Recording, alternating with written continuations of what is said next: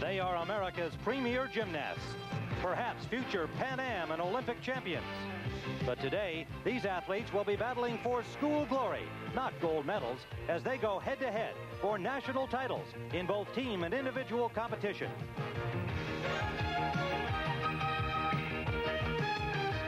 The men's championships feature undefeated Penn State, Nebraska, winner of 5 of the last 8, and UCLA, trying to capture the crown at home for the second time. In Salt Lake City, the University of Utah's Lady Utes are aiming for their 7th straight championship, but they'll have to beat top-seeded UCLA. And the best of the rest in this, the 1987 NCAA Gymnastics Championships.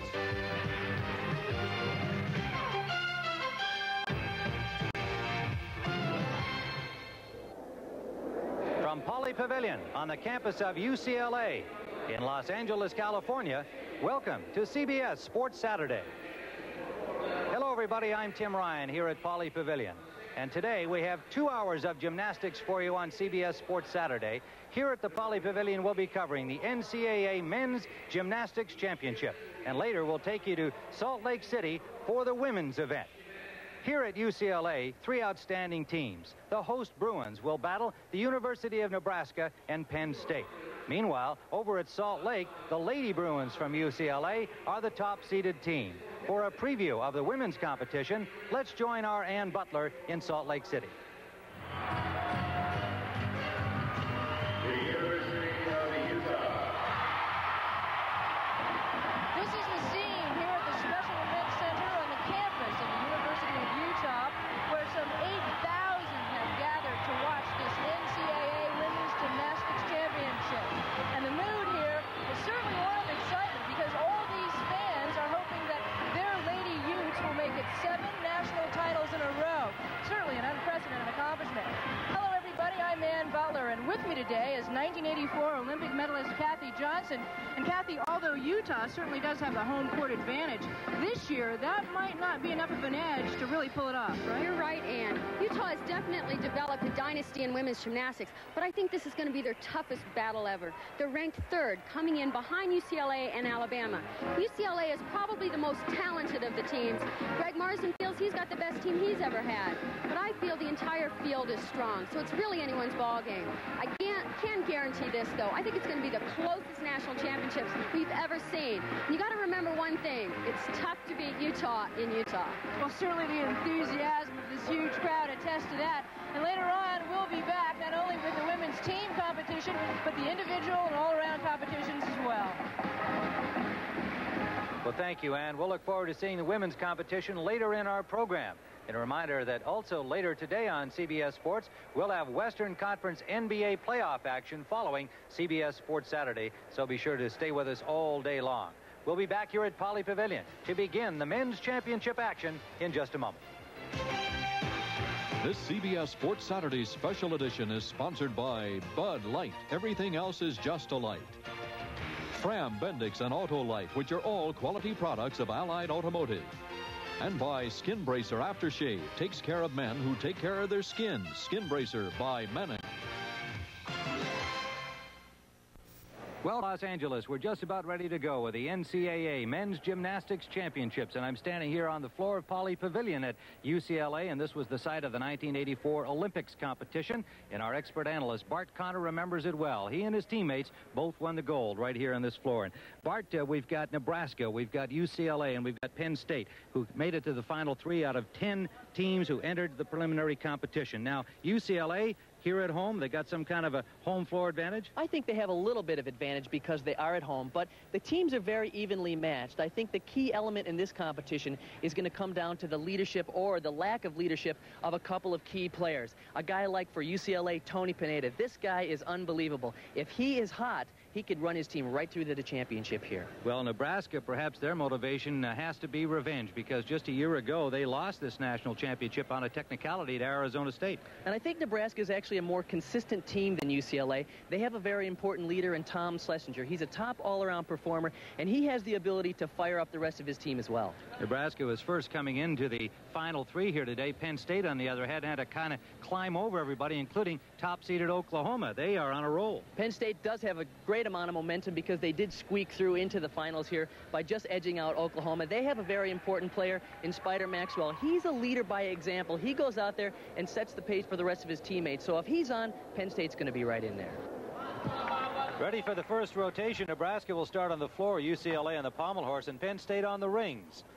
Kevin Davis of Nebraska, they call him the quarterback. He's kind of a leader out there, gets them off to a good start and hoping to do so here. Okay, here's his first tumbling run. Very clean, full twisting double back. That's a full in and a back out. I think Nebraska feels very good about the fact that they're on the floor exercise in the first rotation.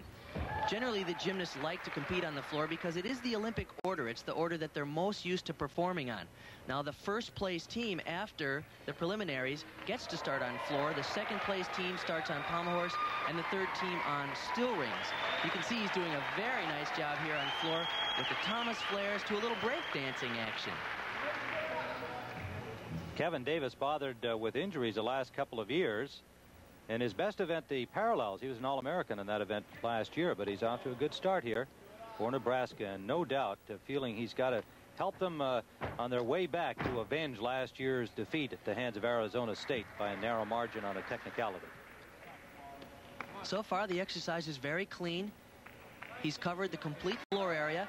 He did a Y scale there to gain his balance requirement for the judges who were looking for that, and a nice tuck double for a dismount. Kevin Davis of Nebraska, some of the many fans that came along from Lincoln to cheer on the Cornhuskers got to feel good about Kevin Davis. His excellent beginning on the floor exercise and a 9.6. So Nebraska trying to follow Kevin Davis and build on his first effort. Here's UCLA's Curtis Holsworth now, a sophomore, and he will be on the pommel horse. UCLA starting on this event. I mentioned earlier that it's difficult to get started on the pommel horse because the gymnasts are generally very nervous at the top of a competition. But if anybody can handle that, it's Curtis Holsworth. So far, his exercise is excellent.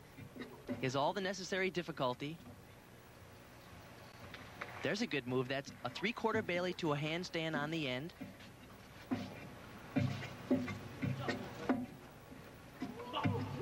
There's some flared work. And a nice Bailey dismount. Good exercise for Curtis Holsworth. Fine, clean program for Curtis Holsworth. Real intense competitor and clearly a popular member of his team.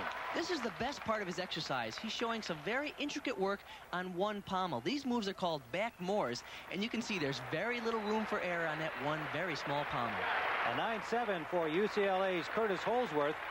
Carl Shire's Penn State team managed to get in here, ranked 5th coming into the competition.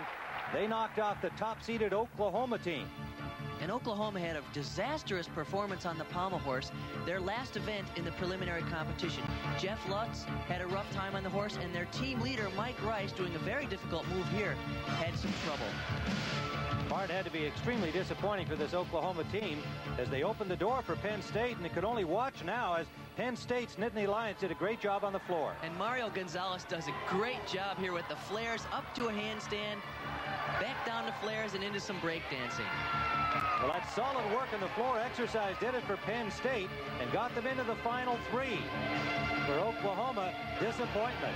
The #1 team coming into this competition out of the finals.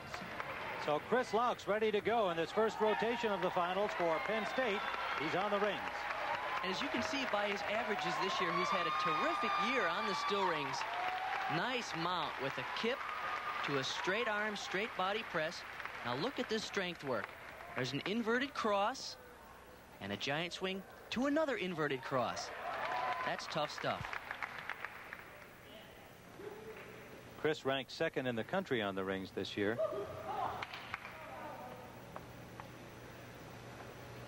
Okay, here he sets up for his dismount. Giant dislocate and a pike open laid out double somersault. Very nice exercise. Chris Laux and the Penn State contingent applauds his effort. And a 9-7 for the team captain of the Nittany Lions, Tom Schlesinger, perhaps the best gymnast on the Nebraska team and one of the very best in the country. And his brother Arthur is here. Arthur was a gymnast himself and had a high bar accident when he was in high school. Here cheering on his brother Tom. Now this is a critical tumbling pass for Tom, as he's going to do a full twisting double. Okay, actually it was a pretty good tumbling run. A little over rotated on the full end, maybe a 2/10 of a point deduction. Oh, now this is a nice tumbling pass. He did a round off whip back handspring, and the next move was a 1 1/4 backflip with 1 1/2 twist. Sounds complicated, Gotcha. and because it is. I followed that perfectly, and I think he finished it with a chin plant too, it appeared. Yeah, he did land a little hard on that one. Here's a really nice straddle L press to a handstand.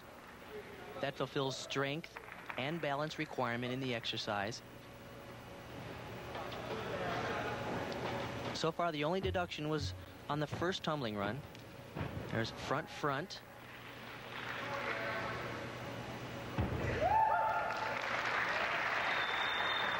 Tom has a nice style. It's a very clean routine. There's a very clean arch on the arabesque or the scale at the end of the exercise. He uses that actually to catch his breath to get ready for his last tumbling run, which is here, which is a round up back handspring. Nice tuck double back. Tom Schlesinger from Nebraska. A little hand clap and likewise a high five from his brother. Arthur happy with Tom's performance on the floor. Now here's that really tricky move.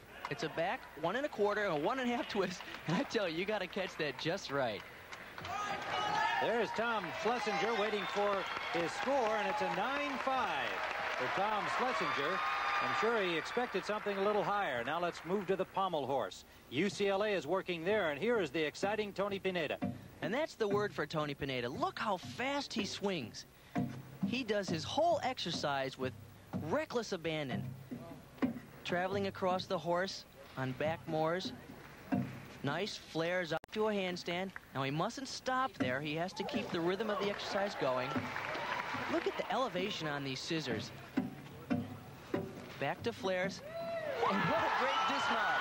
A Pineda helicopter. Oh, wow, they love that here at UCLA. Tony Pineda. He was the Mexican Olympic gymnastic team in 1984 when he was a freshman here at UCLA. 9-9 for Tony Pineda of UCLA. And so after the first rotation, Nebraska with a slight lead.